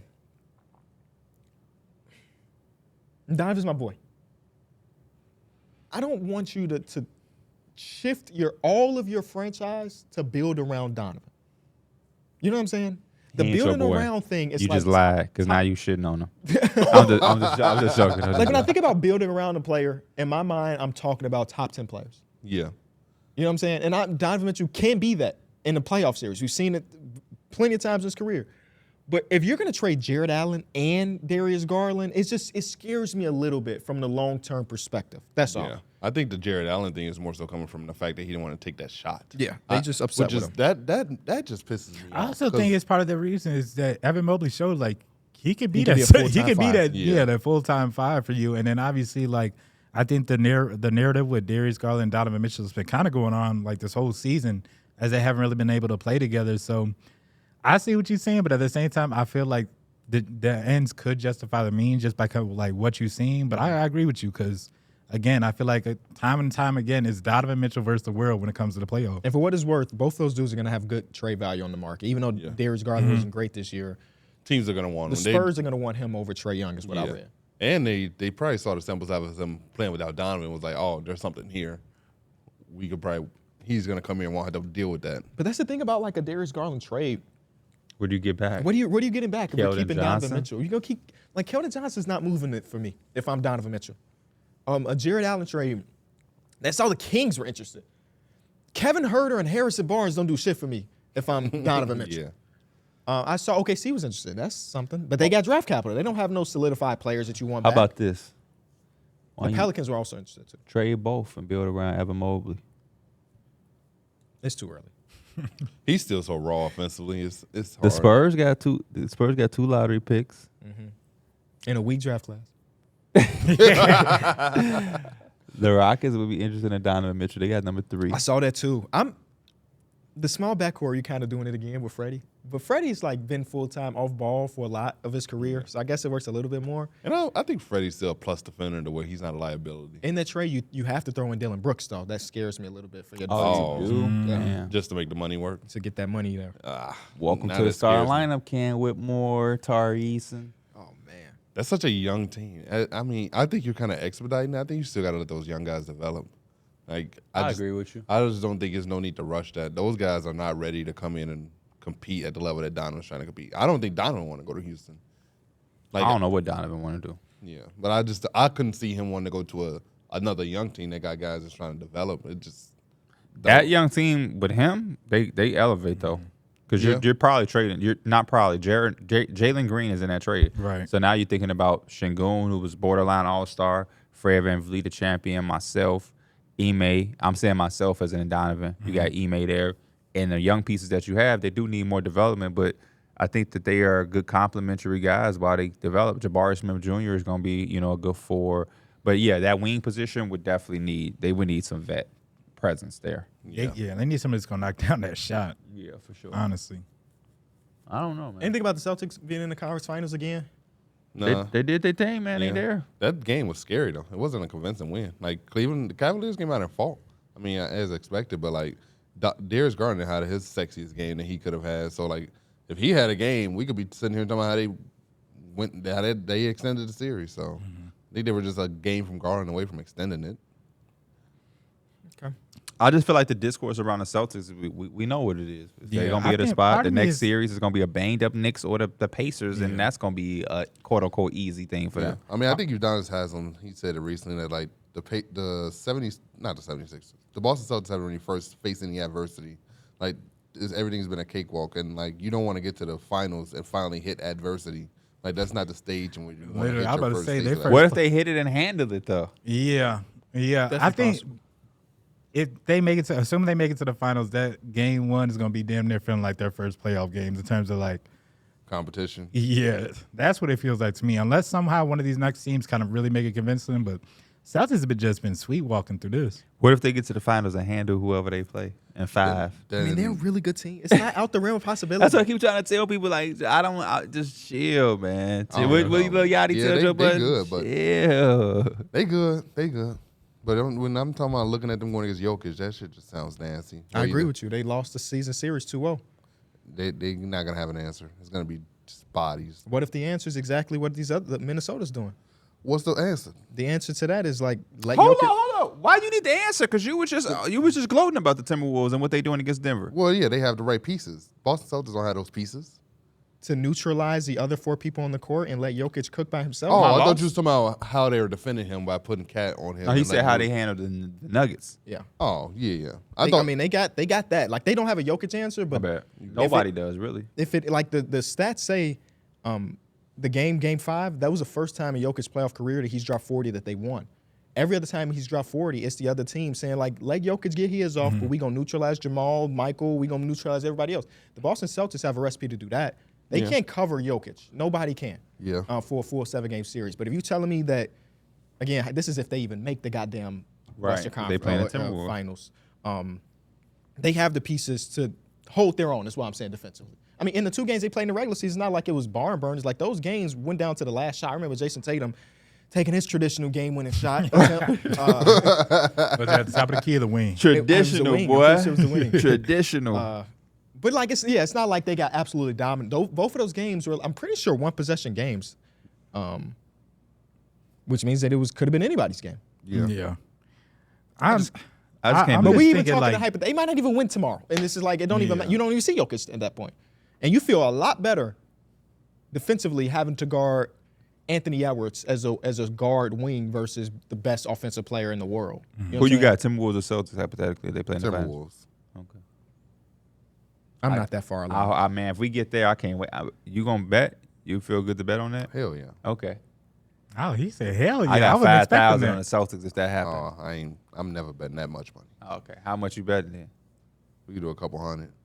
I bet I got 500 on the Celtics if we get Didn't y'all just bet a meal over Oh something? yeah, he owed me. Oh, he owed me a meal, big a beef. meal, a He owed me a big Oh, beef. Not a Not a meal. meal, an actual meal. there. Like, And I went to Portillo's recently too. Yesterday, I It would think. have been nice to have it dropped off. did you get your I Pascal? forgot. Dana wanted it. Oh. I can't I find got the you, though. allergy I got you, though. information. He said you want big beef dip. You want hot peppers on the side. You can do it on it, sweet and hot. Sweet What and was hot. the bet? He said something, and I thought he didn't say it, and we bet it on. Oh, it. and they went back to look at the Yeah, footage. Yeah. And What is your major like gripe with the Celtics? y'all think I have a gripe with the Celtics?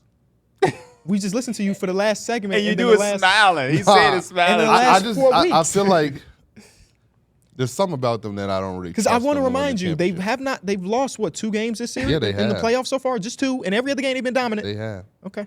It's still just sometimes I look at them, I'm just like, they cool. You set yourself up, D. Billy. But sometimes you be I sometimes crazily just feel right. like He's, they- yeah, So do they're you, gonna so clip do it you. in a month when they lose in 4 in the finals. It's gonna get clipped. The D Mills look like Yeah, that. I just be feeling like sometimes they're not going like as hard as they probably can, and it's again the competition hasn't been like to where they need to. They've been taking care of business. I mean, the first round it was like Darrick White was just on fire. Yep. I mean, nobody really had to do anything, and now you see Jayson Tatum and Jaylen Brown kind of like getting more involved in the mix, but they do it literally by committee. I mean, we was talking about in the text chat how Jrue Holiday had 15 points in one game, and it was like that's a career season high for the postseason, and that was like Game 7 in the postseason. Mr. Bucket himself. I'm Yeah. low key been a He was getting Celtics hater buckets like like all 15 year. points. Don't sleep. He was. Can't be text like you getting buckets right now. And I think he scored all of those points or most of those points in the first half, and then And that was anything it. for the rest of the game. Sometimes they stoop down to play to their competition, but as long as they handling business, they handling business. Yeah. It only matter if they went to a Game 7 with Cleveland or something, or that Cleveland team that was severely hurt this last game beat them. But like, I mean, it gave them some struggles. It came down to the last minutes. ask the Celtics if they care. They're in the next round, They are. well resting. Yeah, I They didn't- won by 15, by the way. I don't want to Yeah, make it no, seem like it it was was a just game closer. winning I shot. get what he close. meant, though. I Yeah, get what it you came meant. I down get to the what you last few minutes. but Then they went on again, that little run, and they blew It's it a up. little run because it's the Celtics. Yeah. And I'm not even saying you're wrong because I have very similar stuff, but I think that And nope. They were with my the question mark preseason where pick to win a Porzingis is, championship? So, huh? they were my preseason pick to win a championship. I'm not gonna switch right now. they're going to win. They're the favorite. As they should be. They lost 2 games in this playoffs. They lost 2 games in this playoffs. And that they can survive next round without Porzingis too. That's the big thing. Like if he doesn't play at all, they're gonna be fine. How do y'all feel If about just they throwing play the the guy into the Pacers. NBA Oh. Finals, though? Huh? How do y'all feel about just putting the guy into the NBA Finals? Well, it ain't like he missed the past 3 months. It ain't like he's just And gone. he's better than Xavier Tillman, Yeah. so I will feel pretty good about it. I guess it really depends on who they go against. Because if they go against, let's say, the Timberwolves, his matchup is now Cat. Why is his matchup Cat? It's Cat or Rudy. It's Rudy. The Celtics him next to put the him on Rudy. Yeah, put him next to the rim. And now you good. I think Rudy, with the offensive boards, I think Rudy can dominate down there. He going to have to show us. Rudy Gobert dominate? Offensive rebounds. He can do that. One of the best rebounders we've seen. He got to specify it up. Okay. He Sounds might not very be- anti-Celtic. I just want him to. Nobody's ever said dominate Rudy. Rudy Gobert dominate. Every angle, the advantage is the Timberwolves. I don't like him being thrown back in the playoffs. But he played in the playoffs. It's just a little injury here. We set out around. Yeah, but still, he gonna have to. His matchup is Cat. No, I think his matchup is gonna be Rudy. Oh well, I think Rudy's going to dominate. Please give us that matchup. Please don't. That's it from the basketball perspective for today. We got Unplugged? That's Unplugged. What are some things about yourselves that kind of surprise you now versus like 5 years ago? And the reason I'm saying this, I'll give y'all an example. Yesterday, I went to my mom's crib a little bit after we golfed, and I was chilling, and I was leaving, and I had grabbed the garbage for her to take it out. And when I took it out, I seen the shoes that I was wearing had like a little dirt like on the inside back heel of it. And I'm like, oh, okay. And but I was walking through grass. But I just thought to myself, like, that's funny. 4 or 5 years ago, I'd probably been like, I need to go clean this. Or yeah, I would have been like, I can't walk in the You grass. can't even walk through the grass. But it's I like do even that still these shoes got like little shit in the back, and it's just funny where it's like I don't care as much as I used to, and I still not against wiping my shoes down, but like 5 years ago I used to feel like, oh man, this that, and I remember we had the conversation. KB was like, yeah, I might downsize and sell some of my shoes. I'm working on it right now. So it's like I feel that all of us in certain ways are growing and kind of not caring as much, and you just kind of get to a point where it's like when we was first starting and we was getting money and super things stood out to us a lot, like shoes. I feel like we all had a little moment. We was going to New York. It's like, man, we got to go to Stand. We still do that to hang out, Yeah. but it ain't as hard pressed. Like we went to 8 Squared and you ain't even get nothing. But I feel like in the past, there's times where it's like you got to get something. And it's just like we kind of maturing in a level where it's like this shit ain't really what it once was. And I'm trying to figure out what that is for y'all. Frugal with my money. Like my financial advisor said, like, he got a bunch of clients that also in the YouTube space and stuff. He's like, compared to my contemporaries, I'm like, You ain't buying side I'm not trucks. exactly. Yeah. I don't have 6 cars and then a mansion and stuff like that. But I think I'm even more frugal now than I've ever been in my life. Where, yeah, we went to 8 Square and I looked through stuff. First of all, he just didn't have a lot for my size. NBA draft 6'4". Exactly, but I was a small guy there. I don't know. I just don't. The older I get, the more okay I am with just very neutral colors. Give me a black hoodie, a white hoodie, no designer, no nothing like that. And that's why I'm downsizing my sneakers. Like I'm putting stuff up today. I have 70 pair that I'm trying to sell. 70, bro, which is crazy. And some of them are dead stock. Like I bought them and never put them on my feet. And the older I get, the more I look at Mike Fitz and I be like, I guess I would kind of wear that with his little sweaters and stuff. So, I mean, not this one. More power to you, KB. Not that one. I'm a very basic, like, I like simple things, especially 3 you know, colors I'm of a red. toot my own Yeah, no, horn, I too. wouldn't go that far. Yeah, I wouldn't. I'm gonna toot my own horn too, because I think I'm a good looking young man. You can make stuff work when it's At least real one simple. person agree. That's all I need to take is one person. Mr. Mountain Man. Boy had his shirt off.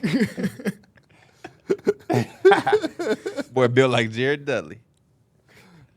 I think That's why I love. He said, No, I was trying to figure out if there's. But no, I anything. feel you. What you saying, Mike? I'm trying to think of like just the area I feel like I wouldn't more surprised about. I'm not gonna really say surprised because I knew it kind of happened, but the more like I really do always think about like since I moved out, my parents really don't see me much at all, and so I think about like, man, I don't want to be that person. It's like I haven't seen them in years and they or whatever. Like I just don't have that same contact when there's almost no reason to. I mean, they live like 10, 15 minutes away.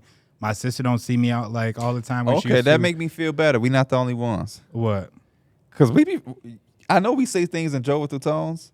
You be blowing us sometimes where we going up to, relax, KB. We go up to 8 Square because we already in the hotel. You don't want to come. You're not golfing with us.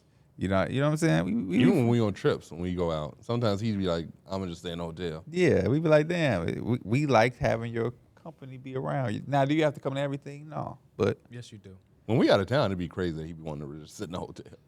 I'm a very by myself type of person. We see.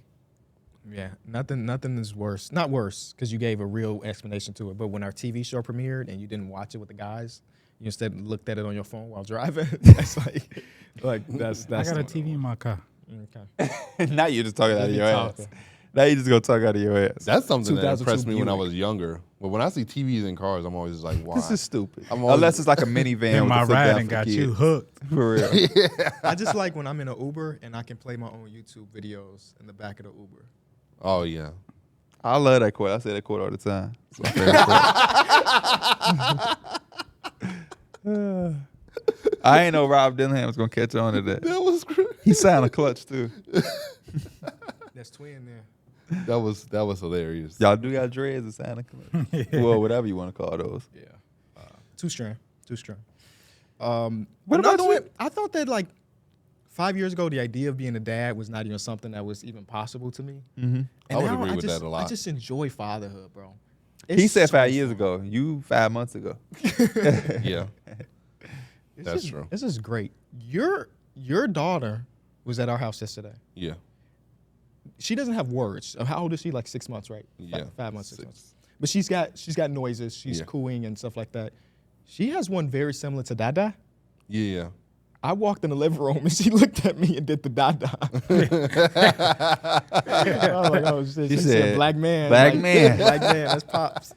Yeah, Like, like yeah. she's recently started like saying it a lot more frequently now.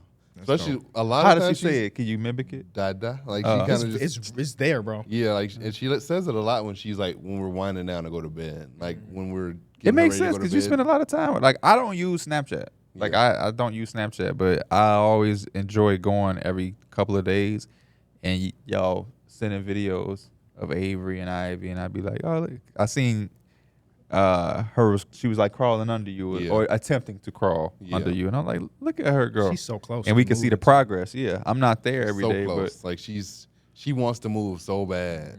It's just funny to see her like try, and like Yeah. you could tell that she's putting in the effort to where like she consistently wants to try to. She wants My to learn favorite- how to do it. is when she's smiling on some of them, but then it's been a couple when you can see she get frustrated. Yeah. But she like, why the fuck I ain't going to where I want to go to? She be going places, but she don't have a true direction. Like she definitely will end up. You will put her in one part of the room, and she'll end up somewhere else. Yeah. Would Just y'all by have two? rolling? Huh? Would y'all have two? 2 kids? Not now. I mean, if I can control, I can't. Control it, but- I told you I was watching the kids yesterday because my mom needed to pick them up from school. Oh, I didn't know this. Oh, you might have not been in the Discord. But anyways, they was at my house and it'd be so many times where they're playing together and they're all nice and everything. And I'm like, okay. And then they just start fighting for no reason. I'm like, y'all fighting whether y'all work as a team. Like they playing, what game was they? They're playing Slapjack or whatever. And then they start, Slapjack is a real easy game to like. Play with somebody? No, I'm being dead serious. Like it's a game you kind of cheat very easily because like all you gotta do is flip the cards so you see the jack, and you slap the jack. Oh, that No, game. I'm How they're trying to playing, I'm look up what it's telling, I'm named. telling them like you have to play fast for it to be fun because it's like they want to do it slow, Yeah, see you the gotta put it jack, down, yeah. and then try to hit it like y'all cheating and whatever. And so like Michaela started getting mad. She's like, I don't want to play no more. And I'm like, just pick up the cards and put them back then. They just didn't care what I said for like 5 minutes. I had to turn the TV off. I'm like, Yes, just bro. pick up the cards. I'm- Like, there's no reason. I'm glad you like that though. That make me yeah. because I don't be for that either. I ain't yelling. I don't believe in whooping and hitting and all of that. But I do think that there is a certain respect level of like authority. And you are, especially you her older brother, ain't like you some stranger. If you ain't gonna play with the cards, pick them up. And I hate when I hear kids just like saying no or stuff to Bro, that parents and again, I stuff. had to be, and I said this kind of like sarcastic because I'm just like joking around, but like they had some pizza yesterday, and I don't know how like y'all is with y'all kids, but they messy eaters, like Of course. food Oh yeah, everywhere. every kid's a messy. Yeah. And so pizza, they got all the pizza sauce and everything. I'm like, y'all gotta eat at the table, like don't sit on the couch because y'all gonna get it all messed up. They're like, nah, you can trust us. We can just go eat on the couch. I'm like, yeah, okay. All right. I just left it up there. Like, y'all, if y'all want to eat, y'all can go to the Right, table. yeah. The respect thing is something that we working on because I'm the fun parent to her. So when I have to be firm, she thinks that I'm playing. Ain't got no respect to y'all. He like, I ain't got no respect in my own damn house. Like when they were gone to Disney, she had her hair braided and she had beads in her hair. And she put the hair in her mouth with the beads. And I don't play that. My worst fear is my kid choking. Because I'm a panic. I don't know what the hell I would do. You don't know no CPR. I do know CPR, but You damn certified? it's You don't want to use I it am if you know it. yeah. And I'm just like, get out your mouth. But she think I'm playing a game with him. Mm-hmm. But like I'm so serious about getting these damn beads out of her mouth. And eventually, I mean, I came up with a solution to it. But I'm like, all right, I got to figure out a way that she knows. What was the solution? Put her hair in a ponytail where she can't read. Oh, you meant that solution for that. I thought you meant a solution for her understanding. No, that you're that's not I that thought you'd have part been was like, still- She those are bossy toxic too. or something. At her birthday party, she had them the characters come, and she got up and like sat on one of their laps. Like, no, I'm sitting right here. I'm gonna sit in your lap. I'm not asking if I can sit in your lap. I'm just gonna sit down right here.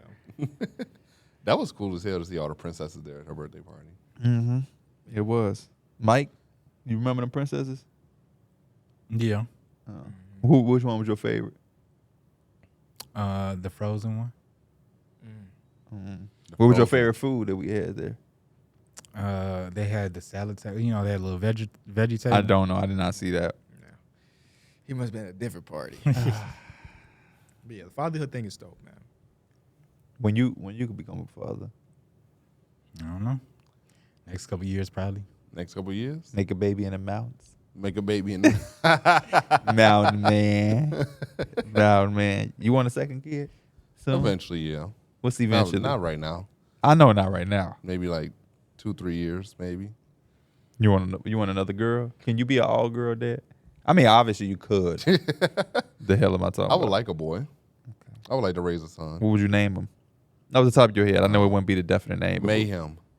You crazy? You are so crazy. Don't even say. I don't even want people to think you serious. Yesterday when I picked up the kids, I had to sign them out from like school or whatever, and I had to ask them, like both of them, like what grade he in, what grade is she in? Because Right. I know like I don't know the exact grade, but I know like the area because I know their age, but that don't always equate to like the grade they're in. So I just felt like, damn, I hope the They don't lady think ain't you're asked me dead. that because it seemed like I'm picking up the wrong kid. or if they think that you the dad, that's embarrassing. Let's she go back to her office like poor girl. Her own dad doesn't know what grade she's in. That would be crazy to get reported because they call the police. What's one of them things for you? That like I think has changed for me in the last 5 years. Yeah, for you, you like I used to care about this. I don't really care about it as much, or man, I care about it more, or whatever. I don't know. I really haven't found anything that I used to care about a lot that where I'm just like, I think I'm more so just like, Or what is surprising to you right now that you from 5 years ago would be like, damn. You're a totally different. I mean, we all are, but you're a totally different person than 5 years ago. Yeah, you'd have had a Portillo's crew neck with Kevin Durant red shoes on that say "Humble Beast." I think maybe it's more so a confidence thing. I think that's I something see that. that's changed a lot. Boy, yeah, you are. Boy, your confidence off the me rack, boy. I didn't even realize that I had low confidence at that time. I didn't even think it was a low confidence thing. Like I still felt You confident. talking about low confidence? Do you not remember when we happened at what restaurant where Mason literally pulled B-Dubs. B-Dubs. Mason I wasn't had there, to but I heard stop about you. this. Like literally, he looked like he was a D lineman trying to, or an offensive lineman trying to block you from running out the door because he didn't want to say hi to a girl. Yeah, she a mom now. I know a lot of moms now. You were Best of luck dead to now. I am. Fatherhood look good on you. Fatherhood look good on you. But yeah, I think this confidence is just one of the biggest things for me in the last 5 years. How did you gain your confidence, you think? For people out there, we got a lot of young fans that are probably Angie. I think she helped a lot. I think just her helping change how I dress probably helped me a lot. so she picked out that outfit. No, You got it on today. I picked it. She put him on the Fashion Nova. She did. I used to think Fashion Nova was like weak. I used to talk down on it, but then I would go shop at Old Navy. But then, so like Old Navy got good blinks, man. Don't Old sleep on Navy Old Navy got some stuff in there. You go in there, you can Some good find your- jeans. you Yeah, know, they got a little something. yeah. You just gotta find it. It's the old Navy, not the new one. I feel that. I though. don't like having shoes. I think back then I also didn't care about having shoes. I remember KB gave me like he was getting rid of his shoe thing and he had like those shoe cases. And I remember had that got too, when you lived with your mom. Yeah, and I got a few of them and I was like, I never have enough shoes to fill these up, so this is enough. Now I have shoes. I don't have enough boxes. I don't have enough of those boxes for my shoes no more. Yeah. So like I need more of those boxes. What was the turning point for you and KB's friendship? I remember there was one point in time where there was some animosity. Damn, some animosity and some beef. You know what I mean? that was podcast beef. Yeah. Oh, your year was a little hesitant and different. I see I you never looking had over beef at with him. him. Oh, so why was he? We built the business together. Why was he not included in some of those trips? That was never me. When you had Joe the I was invited to go, so And I you didn't feel like the need to invite him. when I'm invited somewhere, I'm not gonna invite someone else. So I should have been mad at Tyler. I think that's a back lie then. because I've seen KB host things and you be like, "You coming to KB?" Wait, what I do? You've extended invitations to certain things. Oh, I'm like, I just made that. Up. I just virtually He made might that. have Up. low key agreed with you. You should have just gave it like a couple more seconds. I was gonna wait for an example. Where Yeah, I extended an just invitation. lied. What about Mike? How has the podcast created this division between you and Mike? Because there was one point in time where y'all was best friends, and now y'all kind of enemies. We enemies. Y'all compete a lot. We do. Yeah. Y'all just I think compete we only compete on the combine. court. I think it's only on the court. I don't think it's Hey, ever. you remember we was at Who can know the least amount of colleges? y'all remember we was at Export? He almost tore my ACL trying to post me yes, up. that's the type of stuff we're talking about. But that's always just been on the court stuff. I ain't never seen him do that to nobody else. no stranger. He'll tell a stranger. But Mike, But he's But still talking nobody- about how you 7'3", Rudy, and you can't dominate in the post. but So he everybody talking about always Chet. say that. But nobody saw what he was doing. This is what I'm trying to play defense, bro. This No, is you 6'3". weren't even playing defense. It's a Kyron was there. 6'3". You was literally you was just hugging me and you pissed me off. It's a 6'3", You were 300 literally dude. just hugging me. 6'3", 300-pound man fighting for his life to get the ball in the paint. And I'm you supposed just- to just stand there. And you just started hugging me, so I hit you with my ass. They What? prove it what I'm talking about when he said, what you mean? I'm not going to guard many spots on the court, but if you just stand in the paint, I got to guard you, though. I always feel like there's some underlying like competitiveness with y'all. It's all of us compete with each other, but y'all. I mean, I guess it's probably just because from high school and middle school, we used to hoop and skateboard together.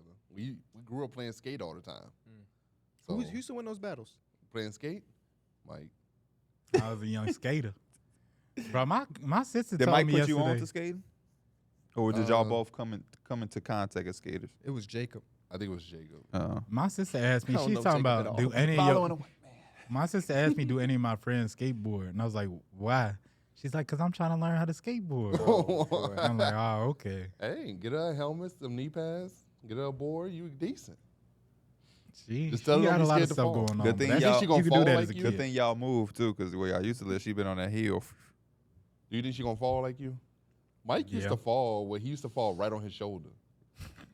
What? I don't remember What does that mean? When he used to fall off his skateboard, he used to just fall to the side. On purpose? Like Yes, that was his, like, that was That his way was- of bracing I had a his fall. strong shoulder, I guess. And me and strong Jacob used to always shoulder. like, you're just gonna break your arm one day. that sounds dangerous, dude. But luckily, he made it through. He made it through. He had already broke his leg, so That was roller skating though. also skating was just never. he's just uncoordinated. roller skating is fun though. I love roller skating. I don't do it often, but like when I do it, I'm like, Can you dance while you do it? hell no. You ain't on road bounce? Yeah, No. roll bounce. I ain't doing nothing but skating. I actually ain't doing Straight in anything the extra. line. No turns, no nothing. No ticket, no skate. I've never done it outside though, like on a trail or nothing. I've only done it at like skating Same, rinks. same. on the yeah. sand at the beach. No. Who the hell skating? I would like just skate Skating on on a the trail. beach, that's from GTA. That's from GTA. Oh. I don't know why they had me dead at the time. Yeah, we was 13 years old, and it was the funniest meme of all time at that. But I think what made it funny is because we were just in Xbox, and I think we seen it like at the same time. Where did your old manness come from? Is your dad like an old man? No. Because not we really. had draft prospects. He like, because you know what they say. You always got like a, you know what they say. it's a Mikeism, Yeah, They called us old heads. they did. and we kind of are I think compared to them. I watched too many movies. We're 5 years that older refer to than them. stuff. That's considered old head? Who? A lot of them, I mean. I'm 29. I don't think we talked to anybody Oh, that was yeah. 24. Yeah, you're right. 22. Yeah. Johnny Furphy They're was literally a 19. baby. Yes, bro. He Yeah. walked. Johnny Furphy walked in that room like, who is this teenager, bro? No facial hair, eyes wide, cool dude. But like, Loved man, him. he could have been 14, and I wouldn't have asked. Like, I would have believed that. Yeah. Literally would have believed. Rob Dillingham, he like 19. Yeah. Stephon Castle, 19. We old heads, man. I'm a decade older than them. They was born in 2004. Yeah, that 2004, that thing was crazy. Just like when you Sheesh. think about it, that's insane. Yeah. That was when 50 Cent was popping. But like again, you're not even gonna be remembering that stuff. Like I feel like your cognizance doesn't even come in until like a couple years later, where you're like, it's 2010 now. Yeah. So you can't Drake. even give them the 2004. They're like, oh my type gosh, stuff. Drake. Yeah, like I wouldn't call myself a 90s baby. I would say I'm more 2000s. I'm definitely a 90s baby. I call myself a 90s baby. I'm a 90s baby. Well, I am Don't a group me in I with am a those 90s kids. baby, but like I mainly remember stuff from the 2000s. You remember 2000s culture. But that's what a 90s baby is. When you say you're a 2000s baby, then you're kind of like what is it, mid But 2000s? I feel like somebody who was born in 1991, they're going to call themselves a 90s baby. but then they also remember a lot of stuff that a happened. in the 90s baby is where you was born when you was a baby. Yeah, but you're He right. always trying to, just like KB said, we going to play a two-man scramble, you said? Yeah. No, KB, this is how we going to do it. You got to remix some things sometimes, man. You do.